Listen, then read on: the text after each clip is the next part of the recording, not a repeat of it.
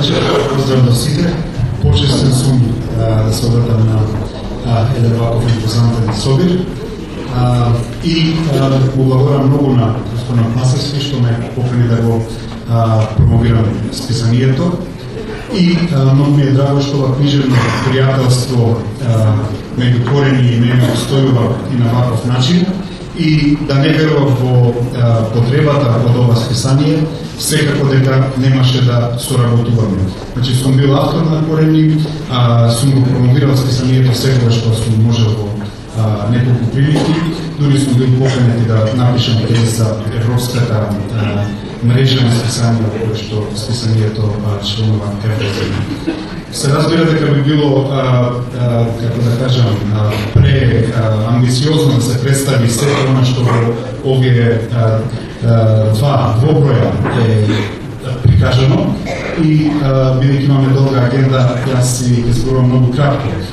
Се разбира дека вие содржините сами ќе видите. Би сакал повеќе да ви кажам зошто е самото списание важно. Мене ми се чини дека е многу важно, барем за три аспекти кои што ги негува списанието внатре. Тоа е пред се списание кое што се уште се бави со мултикултурализмот и полијазичноста. И сметам дека тоа е особено важно. Еве вчера бевме сведоци на една непријатна политичка ситуација која што е само едно големо недоразбирање затоа што ние во Македонија активно не негувавме и не негуваме полијазични политики.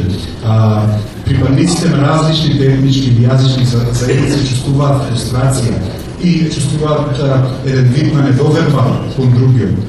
И поради тоа настануваат многу недоразбирање. Јас сметам дека начинот на кој што тоа го прави ова списание веќе долга низа години е стилскиот начин на кој што се случува и еманципацијата на луѓето во својот јазик, но и подобро запознавање на самите нив. И верувам дека доколку имаме такви јазични политики на официјално ниво, дека едноставно фрустрацијата меѓу луѓето кои што живеат во еден мултикултурен амбиент би бил поинаков. Така што ова го сметам за една голема важност, еден вид на предвестник, на авангардност на списанието, да објавува и автори на нивните матични јазици. Се разбира, тоа е длабоко поврзано со концептот на списанието, затоа што и самиот протегне во мултикултурен град е Куманово и мене ми е многу драго што сите овие години таа мултикултурност се негува во Куманово.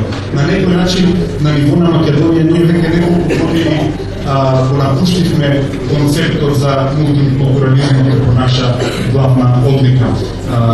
Знам дека Фундацијата Отворено општество пред 5-6 години одржана конференција дали мултикултурализмот е напуштен или недовршен проект и јас бев разочаран од скептичните ставови на нашите научници, теоретичари и истражувачи. И фактички нивната скепса на некој начин не следи сите овие години, но и не прави како општество се помалку трпеливи. Затоа јас сметам дека е многу битно и понатаму да се обстане на културната политика на мултикултурност и повторно за тоа огромен пример е списанието Корени. Корени е многу битно затоа што е базирано локално и ние во оваа смисла вечерва сме собрани поради еден многу битен како да кажам, повод кој што е длабоко вграден во локалната почва, во идентитетот. Корените се основата на нашиот идентитет и кон тоа и сите мислители порано и подоцна се напраќаат. И во таа смисла, токму инсистирајќи на локалното, списанието знае како да ги надвине своите локални рамки и да добие и национален и интернационален придобив. Затоа што вредноста, одличноста сама по себе и покрај тоа што е локална заснована, таа е универсална. Во таа смисла презентацијата не е драмски текст или давањето простор на автори кои што вредат, без разлика што доаѓаат од локално поднебје, тие се веќе универсални автори. А многу е видно да им се даде простор и да се почне од тука. Меѓутоа, списанието Корени е многу значено затоа што тоа има и антени. ние често ја употребувавме во нашиот мал интелектуален кружок таа синтагма потребата освен корени да се имаат и антени. И ова исписание кој што е член, кој што реков на таа меѓународна асоциација на списанија и секогаш во своите содржини има и ексклузивни есеи со обезбедени авторски права кои што е стандардно целиот свет и во кој што ние можеме да прочитаме мислења за многу битни случувања низ целиот свет. Се разбира, беше списанието вклучено и во проект Списание во списание, кое што на некој начин целиот регион го опфаќаше. Така што на некој начин ова списание е, како да кажам, сеопфатно, супериорно во уредувачкиот концепт. Знае во себе, во тие страници, колку и да се 200 или 300, да има толку различни аспекти опфатено, толку различни автори, почнувајќи од најмладите, што е многу битно, да се вклучуваат до врвните млади автори од македонската уметничка интелектуална сцена, се до овие вредности кои што веќе, како што реков, се универзални, како што Ленче помануваше.